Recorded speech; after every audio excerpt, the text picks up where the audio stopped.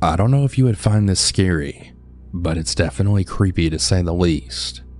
This happened back in 2020, right when the pandemic was at its highest, specifically in December. I've just turned 18 years old, and I'm a female. Due to the restrictions of having small parties or no parties at all for the holidays, my parents and I decided to do a car parade. I only invited my closest friends, so it wasn't anything big. My birthday was the day before the car parade, so I posted a selfie on my Snapchat story. I rarely post on it now, since Snapchat is kind of pointless these days. I received many birthday greetings from friends and acquaintances, so I had a really great birthday. Although the next day, I had woke up in the morning and were making meal preparations for the car parade.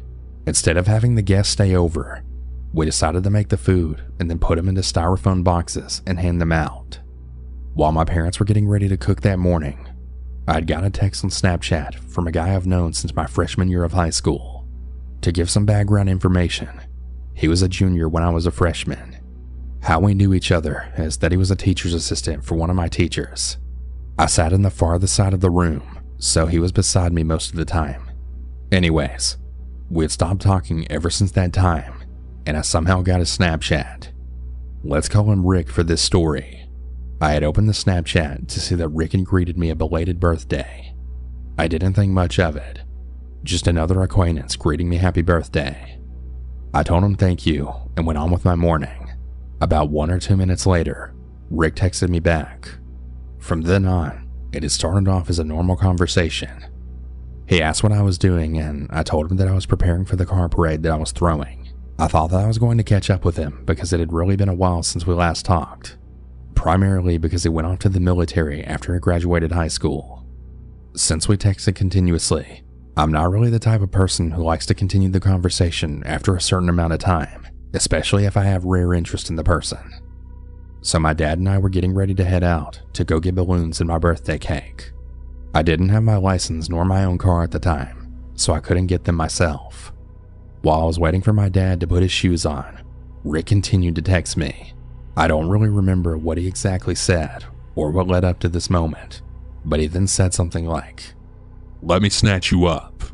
Something around those lines. In my mind, I was like, okay. I thought he was joking, so I replied back with, "Laughing my ass off. You're joking, right?" With a crying laughing face emoji after that. His reply to that made me tense up and very uncomfortable. "Maybe I wasn't kidding," he said.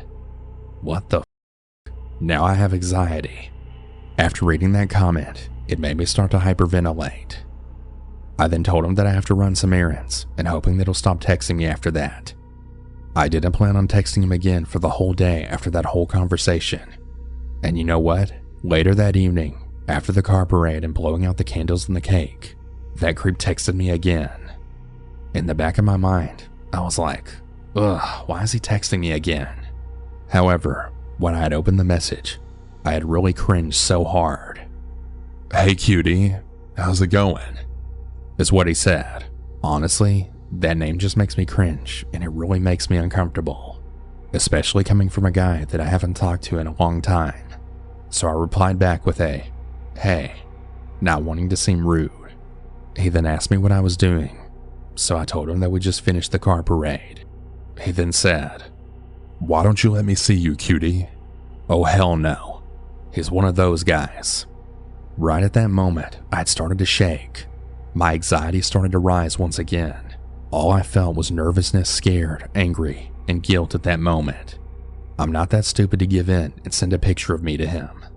I replied back with a no with a skull emoji, and he said, "What? Why not?" with a sad emoji, trying to make me feel sympathetic and give in. Yeah, right. I replied back with a, "Because I said so." About a minute later, he'd sent me a picture.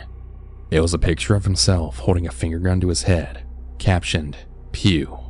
In my mind, I was like, okay, what do you want me to do about it? Is that pic supposed to make me feel guilty? I just said in the chat a simple LOL and exited out of the app. He then kept begging me to send a picture of me, but instead, I replied with either no or just me trying to dodge the question. My responses were just starting to get more bland. That's not really like me, but that's because he made me highly uncomfortable. Now, you're probably wondering why I didn't just immediately block him. I guess it didn't really cross my mind at the time, because I was just overwhelmed and anxious, that I didn't think anything else other than having to deal with him longer. Really dumb on my part. Anyways, I didn't tell my parents nor any of my friends while I was having the conversation with them. However, our conversation finally ended after I finally told him how uncomfortable I felt when I was talking to him. To be honest, I'm not usually that straightforward with others, because again, I get really anxious and I also tend to overthink way too many things. When I told him that, he finally got the idea. Dumbass should have gotten the idea when I said no in the first place. Since then, the conversation died down, and the next day I just blocked him. For the next few days to a week, I couldn't stop thinking back to that conversation. What made me heavily think about it is the fact that he texted me out of nowhere when he saw I just turned 18. Isn't that a coincidence? A guy that I've known since freshman year and has never spoken a word to me for 2 to 4 years, all of a sudden tries to flirt me up after I've turned 18. Yeah, it should be quite obvious. I never thought I would have to deal with a situation like this because I'm a really reserved person as well. So I try to avoid the situations as much as possible, but apparently that didn't happen. To all of you out there, please be aware of these signs and just instantly block the person. Don't deal with them any longer. Don't do the same shit that I did. Just block them from the start when you start to get the uncomfortable vibe from them.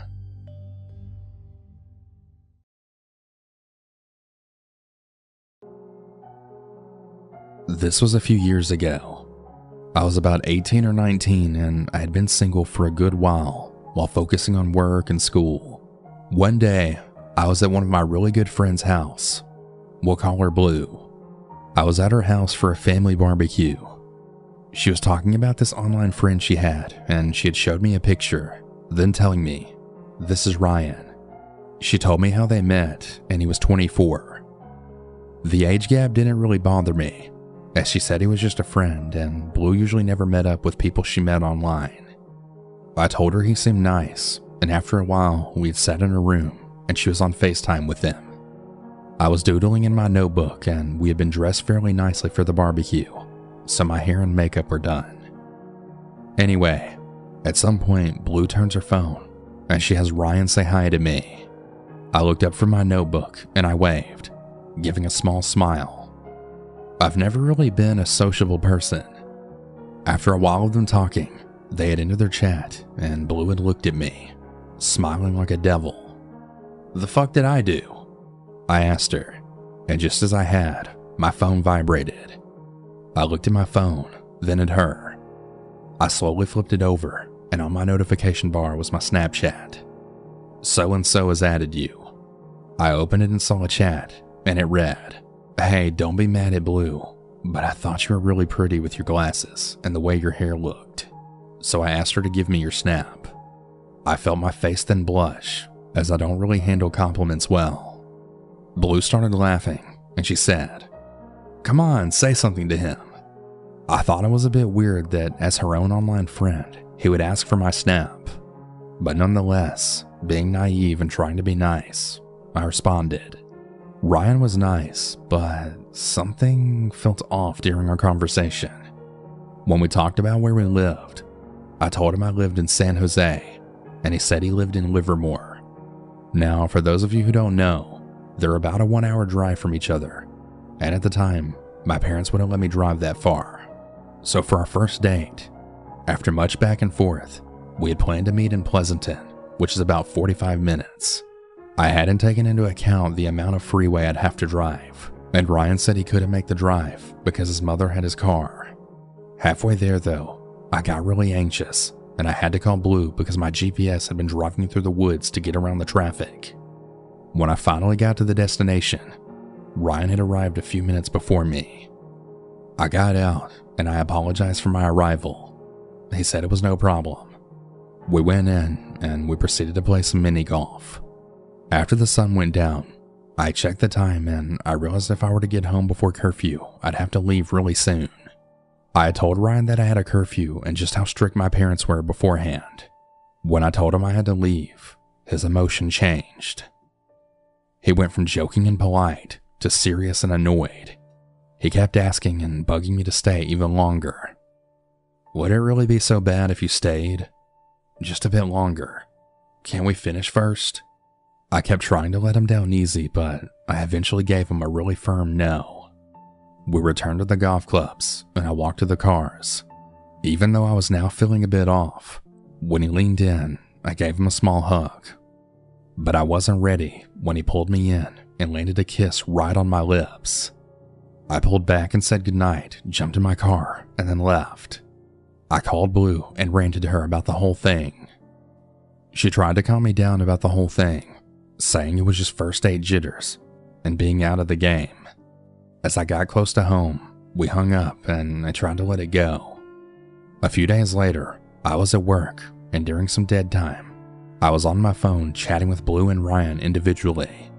Ryan wanted to meet up again, and I was okay with it. He seemed a bit pushy, but I paid it no mind. However, I probably should have blocked him. When it came to the day for us to hang out, I was at work and my shift was almost over. Now, my work is only 5 to 10 minutes away from where I live, and I had never given Ryan my exact address or had it available on Snap. Anyways, when it came to the day of our planned meetup, we were supposed to meet up on the fringe of San Jose because I still didn't want him knowing where I lived. I had told Blue, and she knew the whole plan. When it came to the day of, I was a few minutes away from getting off work, and Ryan texted me on Snap. He said that he needed a rain check. I asked if everything was okay, but he said that everything was fine, and that his mom just didn't want him driving all the way over here. I said no worries, but was a bit irked. As I had defied my strict parents, I lied to them and drove all the way out there to see him, but I guess I could chalk that up to childhood differences. After all that, the irk feeling passed relatively quickly. I left the chat and I had messaged my cousin Benny and my other friend Rez. I told them my date rain checked and that we should have a movie night. They both replied yes, and after I texted my parents, I had put down my phone and did some quick cleaning. After I clocked out, I had sat in my car and checked some of the messages I had. Ryan had messaged me saying something along the lines of, "Oh hey, never mind, I can come down." And I'd responded back telling him, "Oh, sorry. After you rain checked, I texted my younger cousin and we made plans."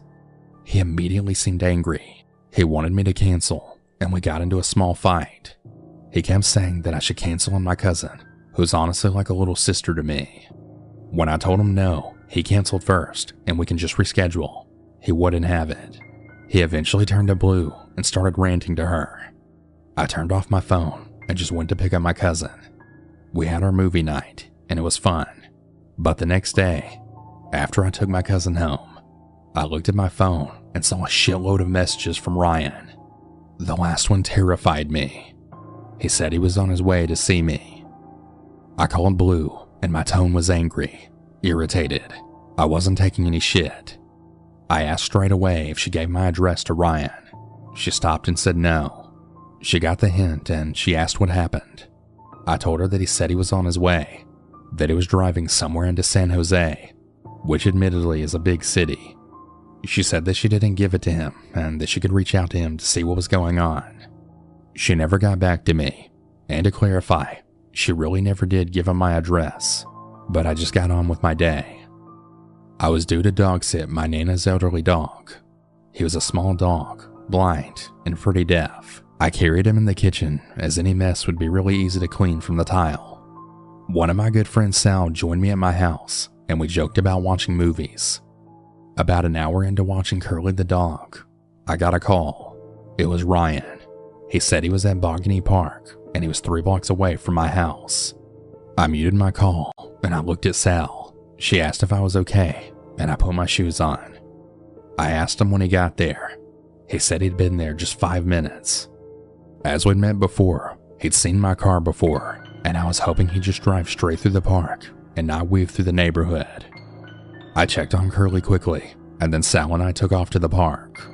I walked the long way to approach from the opposite side of the park from where my house would be, and I saw him. He was just standing there doing backflips and looking around.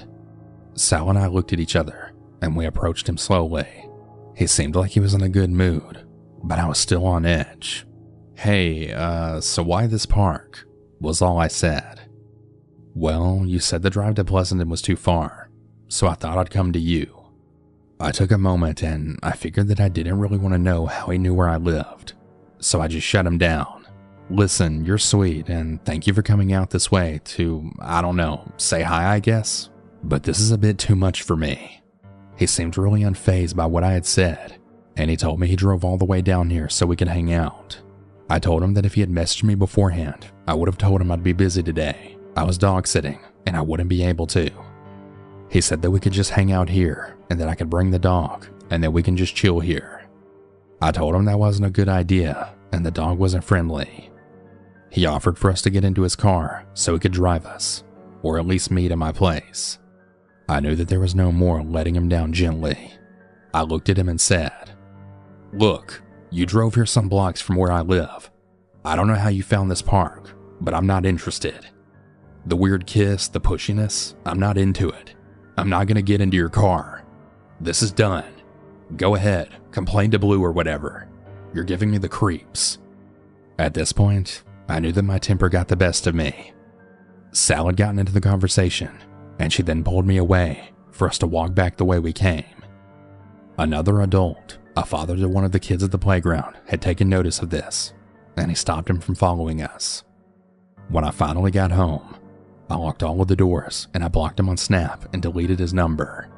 I gave Blue a call and I told her what happened. She calmed me down a bit and she told me she was going to block him too. It's now been 3 or 4 years, and I still remember how he tried to turn the whole thing on me. How he had called Blue and she just played along with it before hanging up and blocking him. We still don't know how he got so close to my house. After that, no matter how much I wanted to rebel against my parents, I was always very cautious when it came to dating.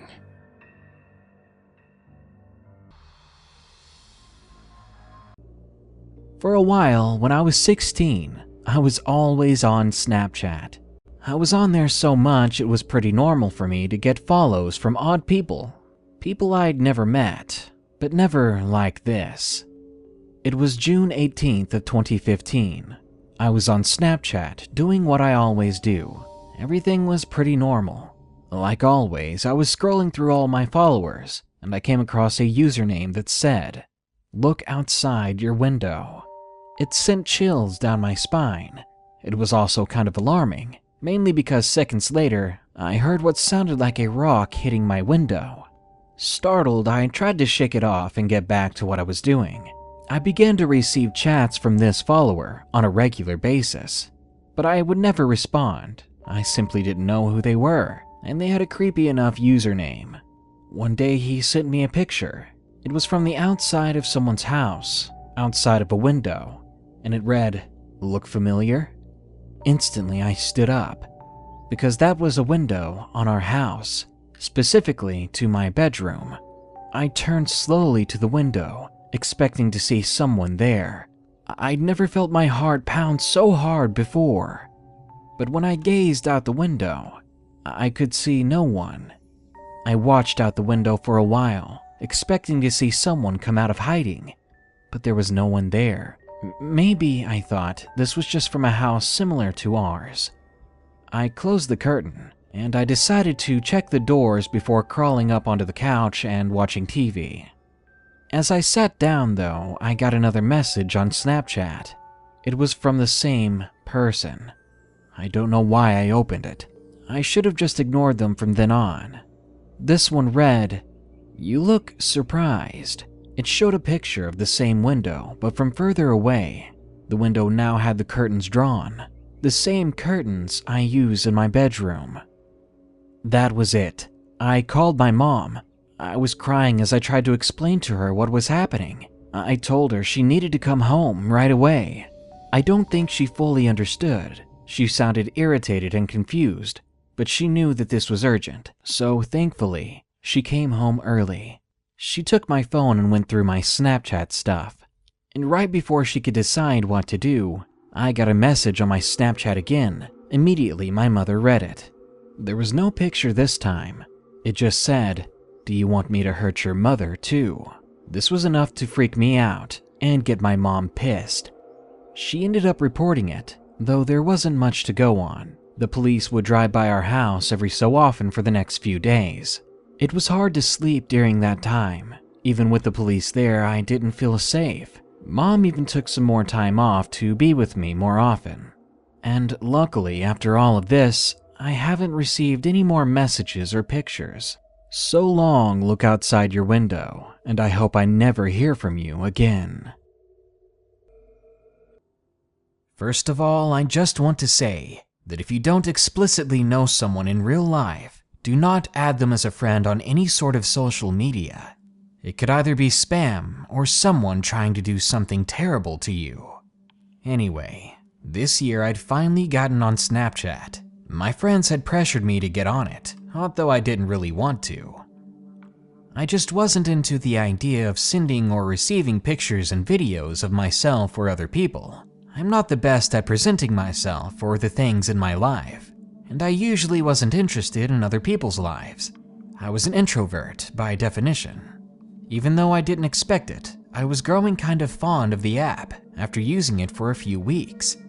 I began taking more and more selfies. I think it was helping me not care too much about my appearance or what strangers thought of me. It was really helping me come out of my shell, and I was having a good time. That was until I made a huge screw up. I was fooling around, checking out posts from those I follow, thinking of what I could post next, when I came by a message at the top of my iPhone. It said, "Hannah28 has added you." I quickly rattled my brain, trying to think of someone I knew who was named Hannah, but I couldn't think of anyone. I didn't mind much though, because Hannah28 was a girl, and I loved getting attention from girls. So I checked out her profile and liked what I saw, and I decided to add her as well. And only seconds after, I got a message from her. "Hey you," she said. I replied, "Oh hi, do I know you?" "No," she says. I then proceeded to ask her how old she was. She said 15, which was my age, and this made me smile. And before I could reply to that, she sent me an even better message, saying, "I think you're cute." I smiled even bigger now, until I realized that I haven't posted anything recently, so there was nothing of me on my profile at the moment, and I never sent her any photos. So how could she know what I looked like? I didn't answer. I mean, what should I have answered? I was nervous and confused. I've always been a paranoid person when it comes to who I'm talking to, and especially when it comes to girls. I then received 2 more messages. I didn't dare open them. I was already pretty flustered, and it was getting late, so I headed off to bed. I woke up in the morning to the sound of my phone buzzing repeatedly. It was Hannah28 again. She was blowing up my Snapchat, sending me video after video with no explanation. So, being both curious and weirded out, there was only one thing I could do. I began to play each video. All of these videos were at night. I could barely see anything in most of them. In the first one, she seemed to be walking down a street. She was saying something in a whisper. It wasn't in English, and I didn't know what she was saying. In the second video, her voice was more clear. I could tell she was speaking Spanish. She was still on the street she was walking. It was too dark to make out any details. And finally, in the third video, she was standing on someone's porch, and she was wiggling a very familiar doorknob. The door was locked, and she couldn't get inside. So she filmed herself, scratching the wood of the door with her fingernails that were especially long. At this point, I was in denial. I didn't want to believe what I was seeing, what I was hearing.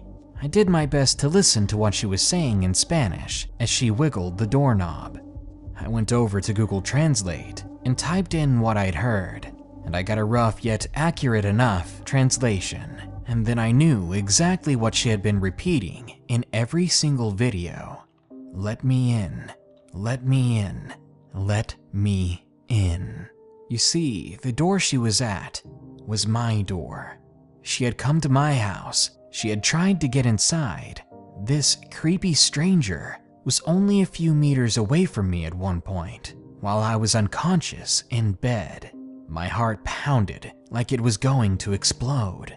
Right away, I went on my Snapchat and blocked this crazy person, and I tried to forget everything that had happened. But when I saw the scratching at the door, I couldn't help but tell my parents. Unfortunately, I had gotten rid of any trace of Hannah28 on Snapchat, so I was unable to show them what I was talking about. At the very most, they thought it was weird, because I had no evidence to back up what I was saying.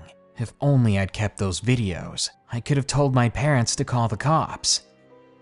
Well, my week went by without any more weird happenings, and I couldn't be happier. But just a few weeks ago, I got a new notification on my Snapchat account, and I'm sure you can guess what it said. Hannah29 has added you. My friend has always had experiences with strange or paranormal happenings ever since she was born, so this kind of stuff isn't uncommon for her, but it's still pretty scary. One day, my friend had friends over at her house. I should mention it's a big deal because they don't like coming over, because the house is unsettling to them. I can't say I blame them. Well, when they got there, they were having a good time, and at one point she was doing a silly Snapchat with her friends. And of course, that's when things got weird. She decided to play back the video to watch it, when she heard a deep voice in the playback say, Get out. After they heard that, she and her friends were so creeped out that they exited the house. She decided to go ahead and post it to her Snapchat to see if anyone who listened to it could hear it as well, and apparently they could. She was glad she wasn't the only one, but she was still having a panic attack about it. She must have been some miracle worker, because she convinced her friends to stay and to just try to forget about it. And for a while it worked, until they fell asleep. It didn't last long before they all shot up at the same time, and they all began to freak out simultaneously. Once they calmed down and could actually breathe, my friend asked them if they had seen it too, because apparently they had all seen an old man. He walked into the room after slowly opening the bedroom door and yelled at them in an earth-shaking voice to get out of his house. Needless to say, she had to wake up her mom to call the other friend's parents. They didn't want to stay there any longer. By 2 in the morning, they were gone, but her mom thankfully believed her stories, especially after she showed the video to her. To this day, myself including, nobody at school goes near her house. The stories have spread since then, and everyone knows not to go there or to even get close, because at her house, you're never alone.